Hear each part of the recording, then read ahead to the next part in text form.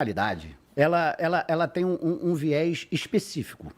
Ela não está preocupada só com venda de drogas. Isso não é uma verdade. Ela tem preocupação o quê? Ocupação de território, demonstração de poder e enfrentamento do Estado. A respeito de união, a respeito de facções criminosas, isso aí é uma coisa que só é uma utilidade de interesse numa situação específica. Eu preciso daquela expertise que você tem, específica, para um assunto que eu não estou dominando, porque nunca é para eu dividir poder. Nunca é divisão de poder. A união nunca é divisão de poder. É utilização de uma expertise que eu não tenho. A minha intenção é que eu chegue, consiga a tua expertise e depois te descarte. PCC se infiltra em presídios no exterior. Essa exportação do crime brasileiro virou uma ameaça global? Vamos lá, rapaziada. Vamos lá que disso aí temos bastante experiência. A gente não sabe falar as palavras difíceis, cara, mas saber sobre o tema, sabemos muito. Inclusive, esses senhores estão no presídio federal. Eu tive com esses internos, né? Com esses presos, esses malditos presos que vêm lá da Itália dar trabalho aqui, no presídio federal, né, cara? Inclusive, tive uma experiência pequena onde dois desses caras, né, um pai e um filho, foram presos pelo Brasil e nós fomos em São Paulo. Eu estava na missão que foi buscar a escolta para buscar esses senhores aí lá em São Paulo para Brasília. Então, eu vou começar aqui com o Miquel. Miquel, alguma novidade, cara? PC expandindo também para o exterior? Se tem negócio no exterior, se tem network, se tem canal, rede de apoio, vai estar no presídio também, não, Miquel? Em 28 países. Como é que é isso, Miquel?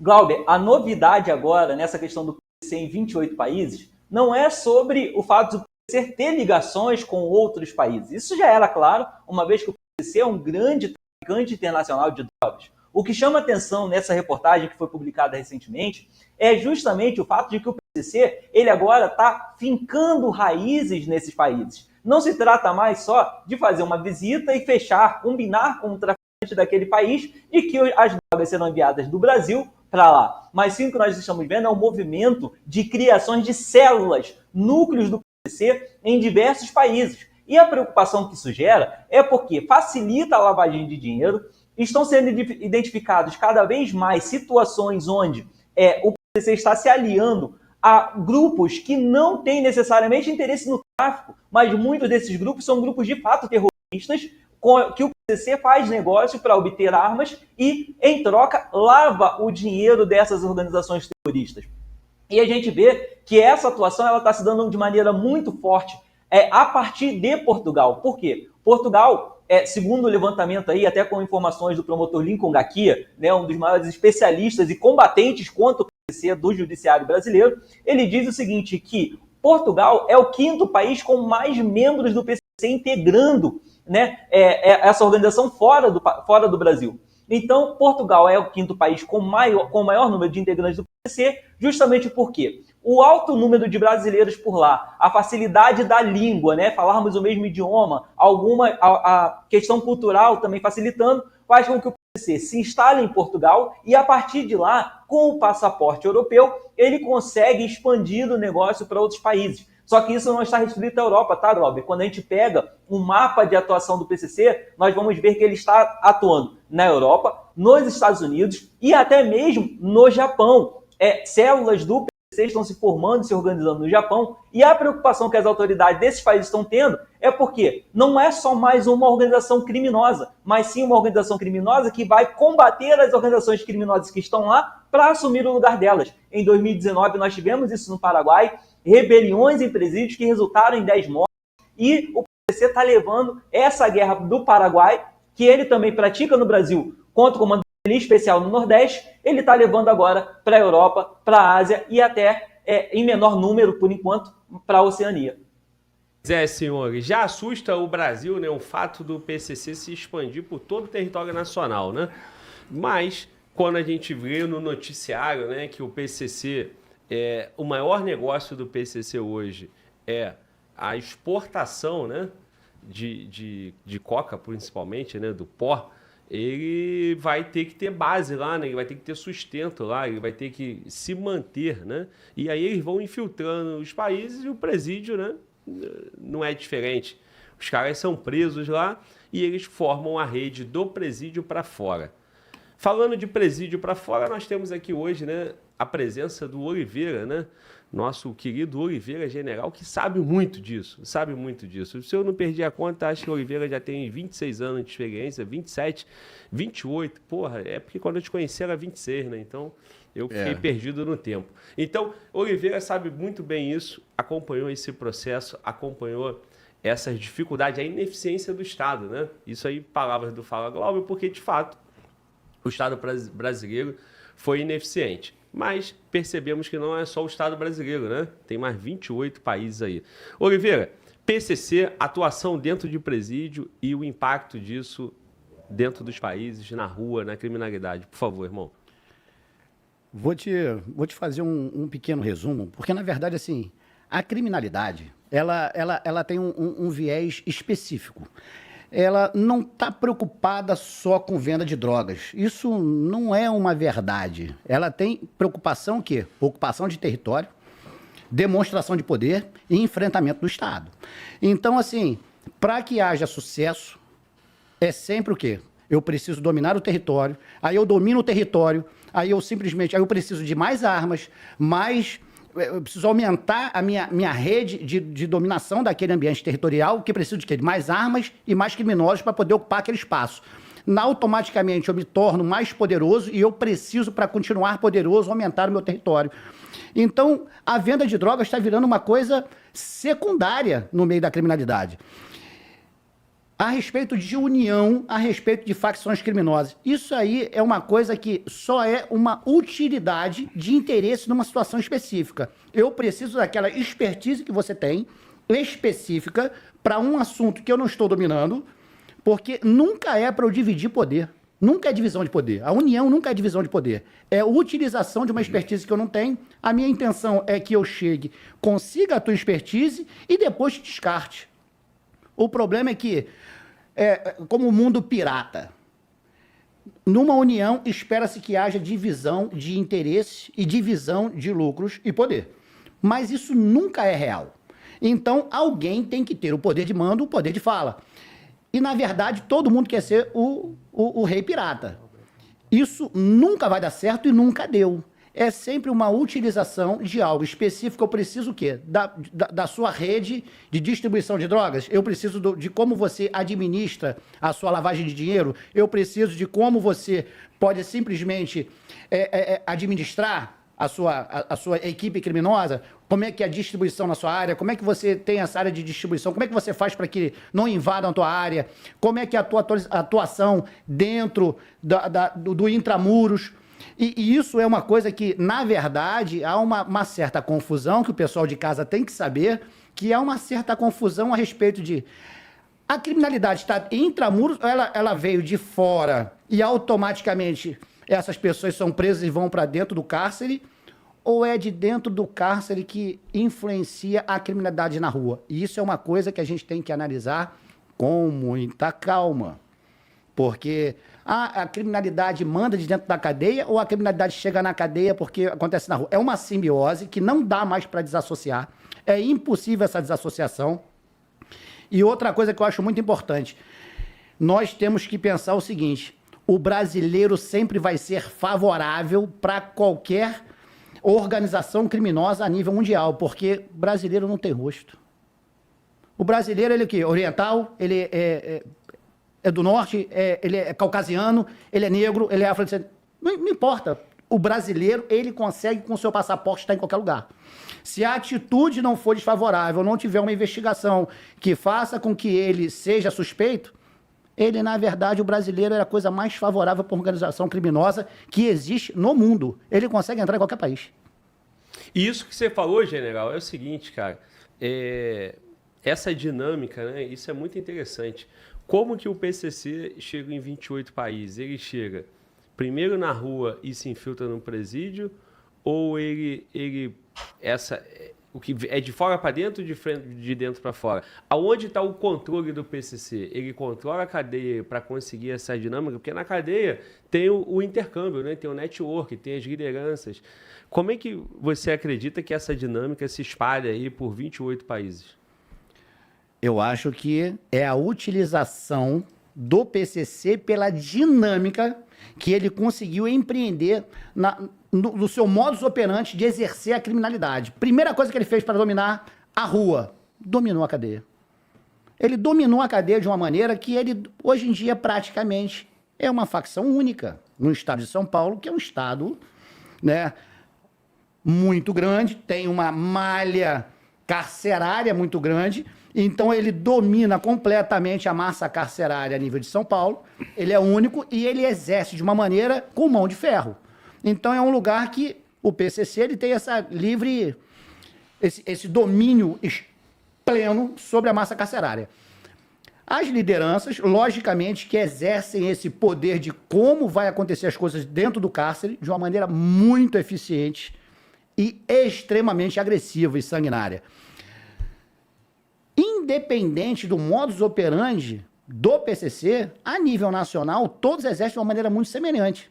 Só que, às vezes, com um poder de exercer isso de uma maneira um pouco mais limitada.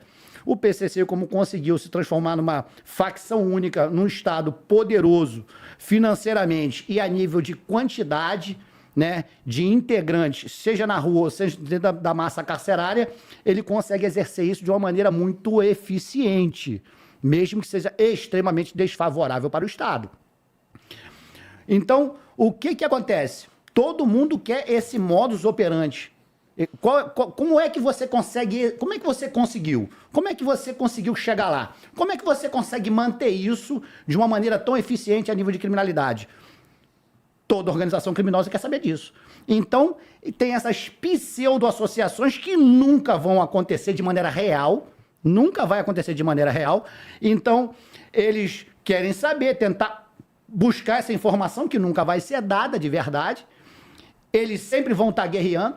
Eu não posso virar as costas para você, não posso passar totalmente informação para você. Então, é sempre uma associação falsa de simbiose, mas é uma simbiose que nunca é verdadeira, não é essa retroalimentação, nem essa verdadeira alimentação da criminalidade. Bom, o que funcionou no Brasil funciona lá fora. E a expertise do Brasil é interessante para as organizações lá de fora, né? E nisso aí o PCC chega espalhando o seu método em 28 países. Júlio Roque mostrou o mapa aí, Mano Walter tem um mapa que é internacional, né, Mano Walter? Mano Walter tem um mapa, esse, o outro.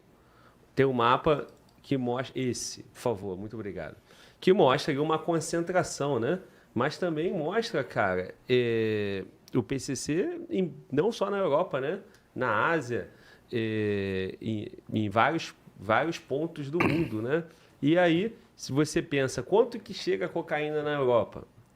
Agora, e no Japão chega a quanto? E na Austrália chega a quanto, né? Então, o PCC ganha dinheiro levando para a Europa, ele vai ganhar dinheiro levando para o Japão, vai ganhar dinheiro levando para a Austrália. Cara, já tá, nós estamos falando já de geopolítica, né? De impacto ali em vários países e também preocupações para vários países.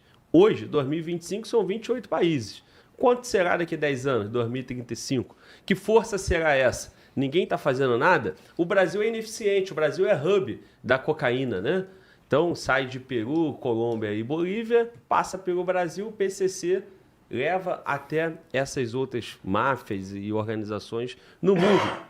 E com isso, nós temos aí uma expansão do modelo que funcionou no Brasil, infelizmente, para o mundo. Ineficiência desses países também. Júlio Roque, por favor, irmão, olhando com um olhar internacional, facção, infelizmente, né, uma facção aí brasileira atuando em 28 países, Júlio Roque. Isso aí deveria deixar as autoridades muito mais preocupadas com o PCC, né?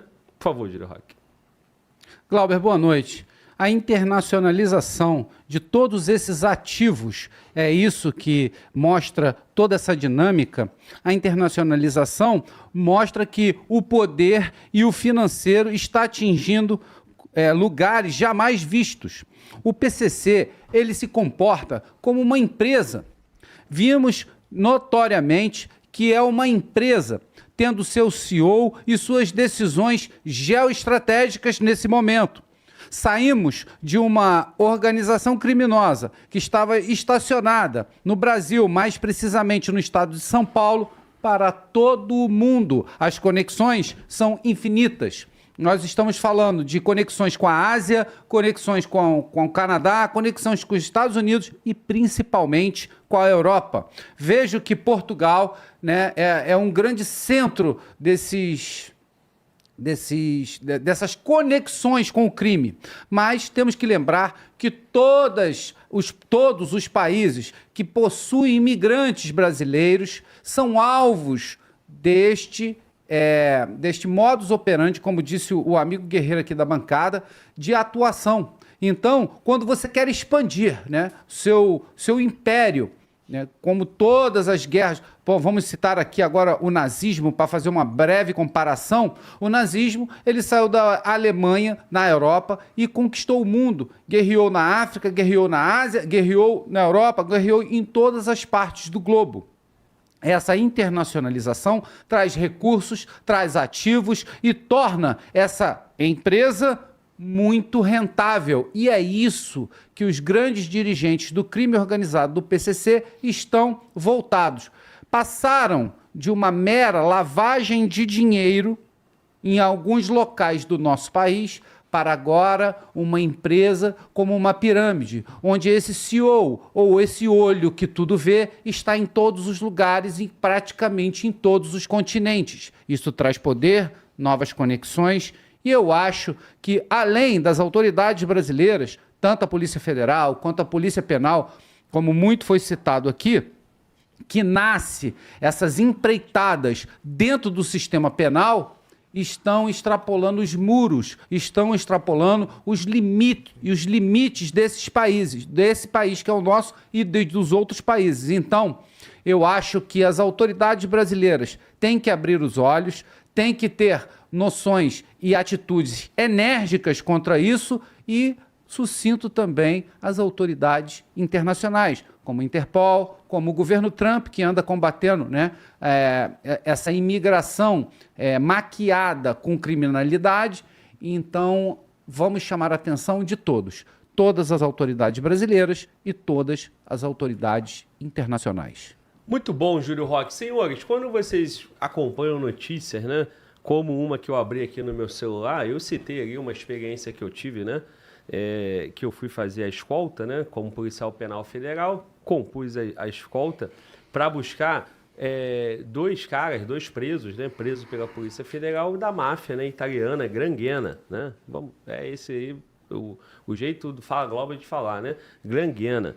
E aí, esses caras foram presos em julho de 2019, eu vim aqui recordar minha memória acompanhando uma notícia. Então, cara, em julho de 2019, esses caras estavam em Praia Grande, São Paulo. Nicola Assisi e Patrick Assisi, pai e filhos, né? Líderes lá da máfia aqui no Brasil. Fazendo o que em São Paulo, né? Fazendo negócio. E a porta aberta para eles aqui em São Paulo, pelo PCC, é aberta lá fora também. Então, esse acordo entre Brasil e Itália pode trazer bons frutos. Lembrando que a Itália, né, tem um bom histórico, né, de acabar com máfias lá, de atuar forte, né, no sistema penal. E o Brasil, né, durante muito tempo, tem essas dificuldades. Temos o sistema penitenciário federal, mas a legislação, a lei de execução penal, o Código Penal, e traz muitas dificuldades. Bom, o que está em jogo aqui? O que está em jogo é que o modelo brasileiro está sendo expandido para o mundo, né? E quanto mais negócio lá fora, mais forte é o PCC no Brasil. E mais forte o PCC no Brasil, mais ele entra na política, no poder oficial, no poder regular. E se ele se estabelece aqui, ele se estabelece lá também, né? Ou não tem político safado no parlamento de Portugal ou desses países da Europa. Tem também. Não tem polícia, né, para ser corrompida? Tem também. nós estamos diante aqui de uma organização que cada dia está mais forte. Ô, Miqueias, essa é uma notícia que traz esperança ou essa notícia aí desse acordo Brasil-Itália e esse destaque está chegando muito tarde e talvez não dê tempo de parar essa organização? O Brasil não conseguiu, né? Será que essa parceria Brasil-Itália vai dar certo, Miqueias? Glauber, infelizmente eu não acredito que essa parceria vai dar certo, tá? Por quê? O nosso país ele tem, com o governo atual e outros governos que já passaram também, uma tradição de não ser tão incisivo, tão combativo na questão da criminalidade. A gente vai falar daqui a pouco da situação da Juliana Marins na Indonésia, e eu lembro que o Brasil, quando teve um traficante brasileiro condenado na Indonésia à pena de morte, ficou apelando para que ele não sofresse essa pena lá, não fosse punido. Então o Brasil ele tem um histórico de ser muito carinhoso, muito cuidadoso com os traficantes nacionais.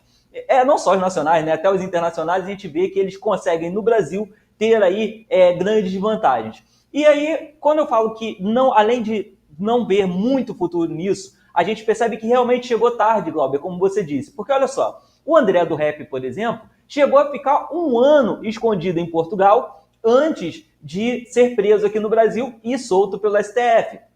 Além disso, Glauber, as raízes, as garras do PCC, elas estão se expandindo muito rápido. Como eu falei, eles não estão só focados nessa questão de revender a droga, mas de expandir os negócios a um outro nível. Por exemplo, na Sérvia, o PCC está atuando por lá como um palco para tráfico de armas, porque a Sérvia é um remanescente ali da União Soviética, que depois da Guerra Fria ficou com muitas armas estocadas por lá. A gente pode remontar aquele filme Senhor das Armas, né, com Nicolas Cage, onde ele ia para países que estiveram em guerra um dia, tem um estoque de armas acumuladas ali e precisava de alguém para traficar isso. O PCC tirou a arte do cinema e trouxe para a realidade e está na Sérvia desenvolvendo esse tipo de negócio. E mais preocupante ainda é quando a gente vê a atuação do PCC no Líbano, porque o Líbano não é visto como um país que é consumidor final da droga. O Líbano, o PCC não está indo para lá levar drogas. Então o que ele está fazendo lá? Ele está lá para lavar o dinheiro, negociar armas com quem? Com grupos terroristas que atuam naquele país, como o Hezbollah. Não estou dizendo necessariamente que o PCC vai abrir porta para esses grupos terroristas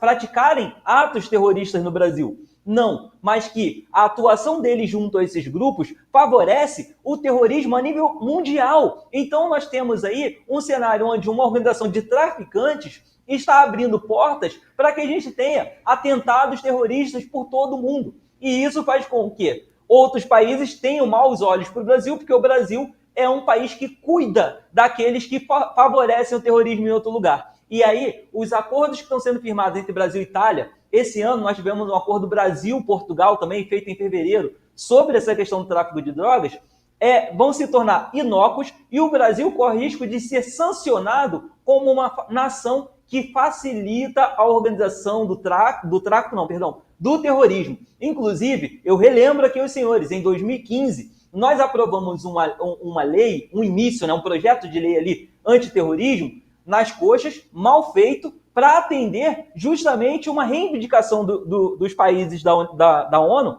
que queriam que o Brasil se comprometesse a combater o terrorismo. Mas nós não fizemos direito como deveria ser feito, justamente para evitar que movimentos como o MST ou Comando Vermelho e PCC fossem considerados terroristas. Então o Brasil ele acaba sendo um país que favorece os traficantes e favorece também aqueles que são considerados terroristas pelo resto do mundo. Pois é, ô Miqueias, a grande pergunta que fica aqui no Brasil é o seguinte, né, cara? O PCC, salvo engano, né, tem ali o início em 93, né? O Marcola está preso há muito tempo. A liderança, tem uma imagem que o Mano Walter passou aí da estrutura do PCC, né? E ali você tem a maior parte daqueles caras presos. Desculpa, Mano Walter, eu falei estrutura, você acertou. Isso aí, de fato, é estrutura. Mas eu digo da liderança, né? A imagem da liderança aí, você pega esses caras aí, tem criminosos aí que o Brasil botou na rua. O Brasil liberou os caras, né? O Brasil, a tal da cadeia cantou liberdade, né?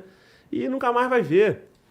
Teve o tal do Tuta lá na Bolívia, tem o Forjado, que está lá, pelo que consta, está na Bolívia também, mas vão surgindo outras lideranças nesses países aí, né, cara? Na Europa e em outros continentes, né? Não só aqui na América. Então, nós estamos falando da Oceania, nós estamos falando da Ásia, nós estamos falando de Europa, nós estamos falando de vários países. Essa estrutura funciona. Agora, ô Oliveira, eu que te questionei antes sobre de dentro para fora, de fora para dentro ali dos presídios. Mas esse modelo brasileiro, cara, que você conhece muito bem, que separa, né? O Brasil chega ao ponto que, por a dificuldade de lidar e o volume e legislação que não dá suporte, de cadeia do PCC, cadeia do Comando Vermelho. Então, parece que no Brasil nós não temos nenhum elemento que consiga dar uma direção de correção desse rumo, né? Das facções dominando o presídio.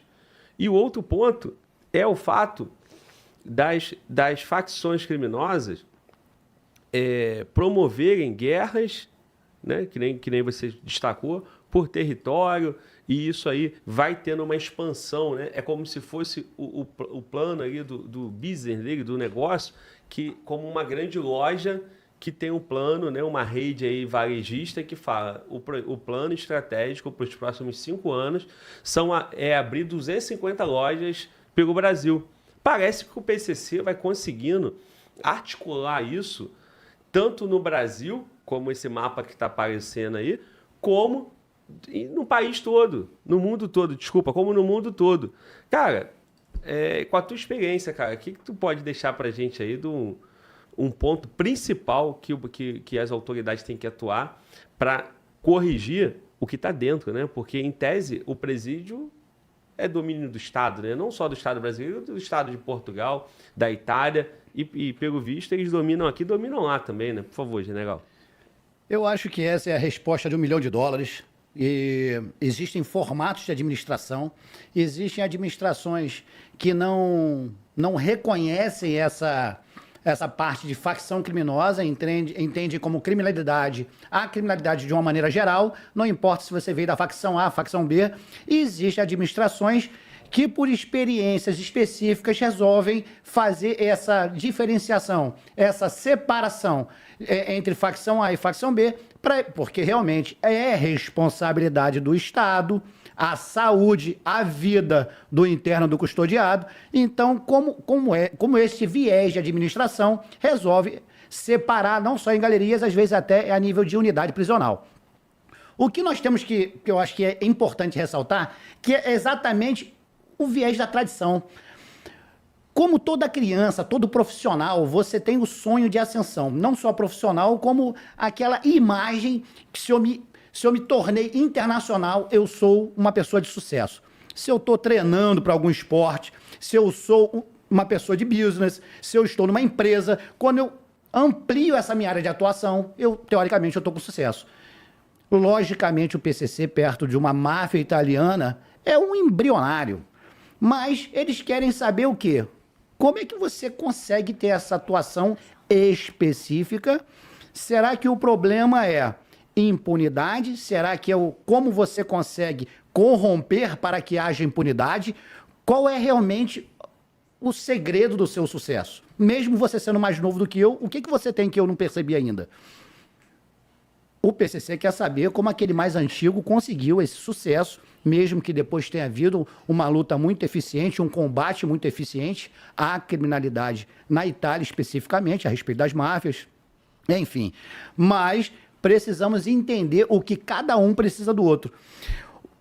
Logicamente, essa parte do viés, da parte da língua, as similaridades, quando eu não preciso de intermediador, porque sempre que eu preciso de alguém da criminalidade para intermediar, eu já perdi um pouco do meu poder de absorver esse conhecimento e do que eu tenho a oferecer. Porque se eu preciso de alguém para intermediar aquilo que eu estou indo buscar, eu já perdi um pouco para quem eu estou indo buscar e para você que está intermediando. Então, realmente, isso não é muito favorável para o mundo, seja dos negócios ou seja da criminalidade. Se você administrar a tua vida, se você está administrando a criminalidade, se você está administrando uma facção criminosa, você tem que ser o quê? Um gestor. Um gestor de problemas, você tem que ser um combatente, vai ter que implantar o terror.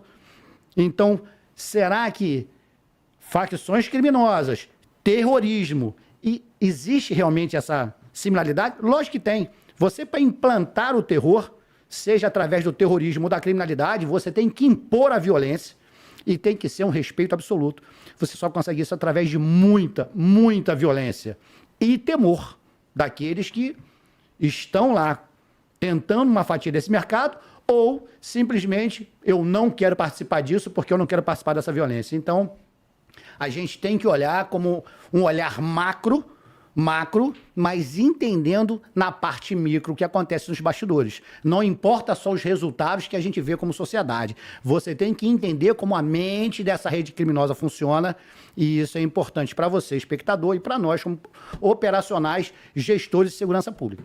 Muito bom, Oliveira. E aí você vai entender, cara, que você precisa de toda uma estrutura, né? Você precisa de intermediadores, você precisa de uma verdadeira logística. Isso o PCC entende muito bem. O PCC sabe como atuar com juristas, com ONGs, com administração penitenciária. Ele sabe como atuar na logística, nos modais de transporte.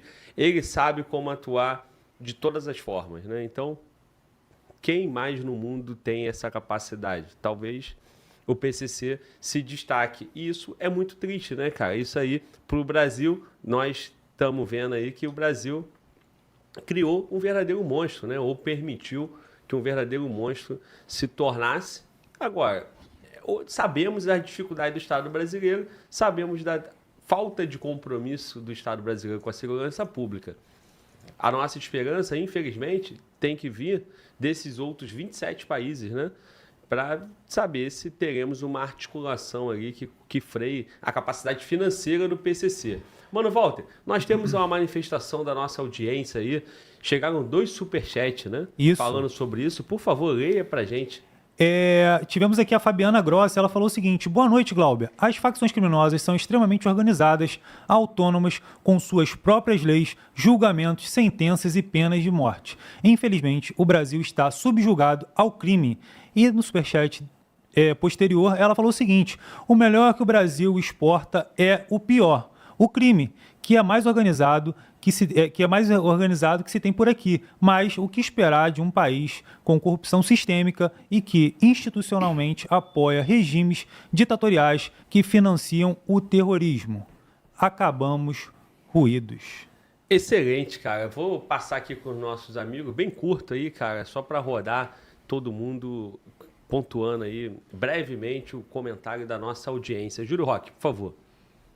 Glauber, fazendo um pequeno espelhamento dessa estrutura gigantesca que imita as grandes estruturas de grandes empresas no mundo todo, eu exemplifico a Sig Sauer, fabricante de armamento germano-suíça, né, que é uma fábrica suíça que, na maioria das vezes, fabricava armamentos para os seus clientes de toda a Europa.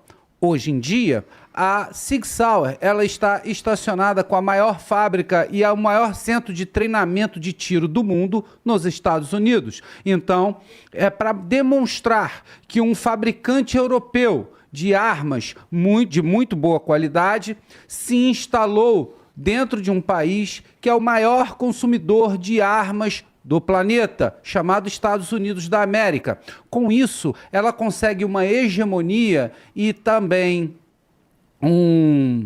uma licitação, vamos dizer assim, onde ela passa a fornecer armas para todas as forças armadas americanas. Então, aquela fábrica que somente fornecia armas para a Europa, hoje em dia é uma das fábricas que fornece o maior número de armas portáteis do planeta. Ela fornece o maior número de armas portáteis para a maior força armada do planeta, os Estados Unidos da América. É exatamente isso que esse grupo criminoso quer. É esse brilho, é essas raízes se espalhando por todo o globo que ele quer. Exatamente como exemplificou meu amigo de bancada, policial penal, que disse que tudo parte de dentro do presídio, sabendo que esses cérebros continuam dentro do presídio, arquitetando todo esse jogo geopolítico num tabuleiro enorme é simplesmente para ganhar poder, controle e ativos pelo mundo todo. Muito bom. Miquel, nossa querida espectadora, ouvinte, amiga, inscrita do canal, Fabiana, resumiu bem aí, né, cara? Então, por favor, Miquel, contribua com ela.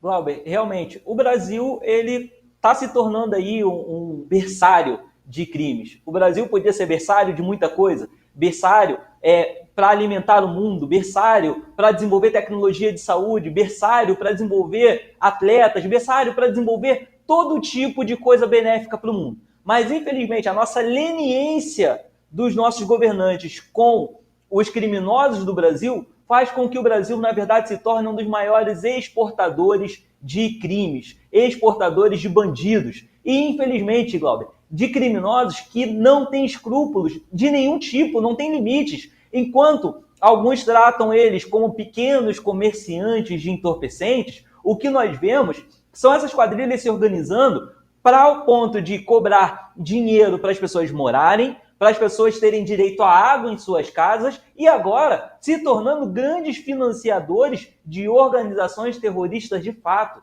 Glauber, muito em breve, se nada for feito, nós veremos ou essas organizações terroristas tocando o terror no Brasil, que já não está um país lá muito seguro, ou pior ainda, nós teremos intervenção militar de outros países que virão impor democracia e segurança para o Brasil. Muito bom. O Oliveira, nosso ouvinte aí, cara, resumiu bem a repercussão. Inclusive, chegou mais uma mensagem dela para a gente fechar, tá? Essa vai ser a última que nós vamos conseguir ler. Mano Walter, leia aí pro Oliveira complementar a análise dele em cima da participação da nossa audiência. Vamos lá, por favor, Mano Walter. A Fabiana falou o seguinte, Glauber, desculpe por tantas mensagens, mas vivemos num país que a apologia ao crime é cultural, a bandidolatria é a narrativa dos falsos humanistas, com a bandeira do encerramento em massa, como justificativa para soltar criminosos na sociedade. Vítimas da sociedade, ela coloca entre aspas, é o criminoso. Então, esse foi o superchat da Fabiana. Pois é, cara, mais uma vez eu tenho que dar os parabéns, principalmente, né? Essa apologia ao crime no Brasil é cultural e a proteção e as ramificações do crime no Brasil tem sido o destaque desse país. Por favor, Mano Walter, pode falar. Glauber, só um complemento aqui, o Edilson mandou um superchat falando que, Glauber, os Estados Unidos ofereceu ajuda e até classificou as principais facções do Brasil como terrorista, porém a gestão atual reprovou. Lindo terno, hein, Glauber? Muito bom, obrigado, meu amigo, obrigado. E verdade, né? Os Estados Unidos tentaram, né, classificar aí essas organizações como terrorista, mas para o Estado brasileiro não foi interessante. Como explicar isso? Oliveira, para fechar esse bloco, por favor, irmão. É muito interessante quando vem essas participações inteligentes que contribuem demais. Muito obrigado aí vocês que estão interagindo com a gente de maneira tão inteligente. O que eu vejo de uma maneira geral é o seguinte: tudo tem um viés político. O viés político não tem nada a ver com polarização entre A e B, população A e população B. Isso é uma grande falácia, é uma grande inverdade, não caiam nisso daí. O que a gente pode ver é que tudo é em relação ao que eu posso fazer para me eleger ou o que eu posso fazer para me manter no cargo. Isso é viés político. Eu estou preocupado com a política, mesmo que a política não tenha o mesmo interesse da sua segurança em casa, no seu estado, na sua cidade, no seu bairro. Eu não tenho preocupação com o que é mais importante para você. Eu tenho mais importante com o que é mais seguro e mais garantido para mim. Simpatia pública é evitar problemas. Eu quero evitar assuntos polêmicos. Se eu puder não falar sobre aquilo que é polêmico, eu vejo que há uma certa polarização entre assuntos, eu simplesmente não entro nisso. Seja como gestor político ou como gestor indicado pelo gestor político. Então, assim, o que eu preciso para conseguir votos, ou o que eu preciso para não perder os votos que eu tenho, isso vai definir diretamente quem eu coloco no gestor da pasta. Então, não se enganem como tudo, como gestão de segurança pública, como gestão política, ou como simplesmente combate à segurança, gestão de segurança, como combate à criminalidade. Isso não é 100% verdadeiro. A gente sempre tem que entender o que está nas pequenas linhas no final do contrato. Prestem atenção em relação a isso. E a perpetuação das lideranças, eu acho que é uma coisa que a gente tem que frisar, porque acha-se que prendi uma liderança, a liderança está fora do seu local de atuação, que é ali a sua localidade, é ali que mora perto de você, que está atuando onde você mora, ou perto de onde você mora, ou simplesmente onde você passa. Prendi essa liderança, ela está fora. Ela nunca vai estar totalmente fora. Porque quem está na rua não quer bater cabeça para quem está preso. Porém, eu não posso esquecer quem está preso, porque se eu não for morto, vai acontecer o quê? Se eu não parar em cima de uma cadeira de rodas, eu vou aparecer lá dentro da cadeia e eu vou ter que bater cabeça para ele. Então, é mais antigo do que andar para frente eu me rebelar em relação às pseudo-lideranças ou verdadeiras lideranças, mas em algum momento eu vou depender deles. E enquanto eles tiverem poder de mando, poder de comunicação em relação a quem está na rua, realmente ordenar, comandar a facção criminosa, isso é extremamente importante e relevante. Não vamos esquecer desse detalhe. Por isso que o modelo Bukele, El Salvador, tem tanto êxito, né? É o camarada que vai pro secote, né? Ele fica incomunicável. Ele tem uma prisão perpétua, sem visita, sem atendimento de advogado, sem nada. Com nada, ele comunica com nada. Ele tem poder de comando em nada. E aí você consegue resolver o problema da rua. Mas o Brasil não, o Brasil dá todo o direito, o Brasil se preocupa com a pessoa humana. Desde que essa pessoa humana seja um criminoso. Porque a pessoa humana, você, sociedade, cidadão, pagador de imposto, você é escravo. E o teu papel é pagar a conta. Diferente de um restaurante, né? Normalmente falam que quem paga a conta escolhe o cardápio. Não. Como cidadão brasileiro, você paga a conta e come o que te entregam. Quando te entregam, né? Então, enquanto o Brasil for esse curral, enquanto o Brasil for dessa forma, não teremos solução. E, pelo contrário, teremos uma organização cada vez mais forte, cada vez mais rica, cada vez mais poderosa. Porque agora ela está em 28 países, recebe em dólar e recebe em euro. E o político brasileiro, sobretudo, ele quer o que o Oliveira acabou de falar. Se está em jogo o domínio de território, está em jogo o domínio eleitoral também.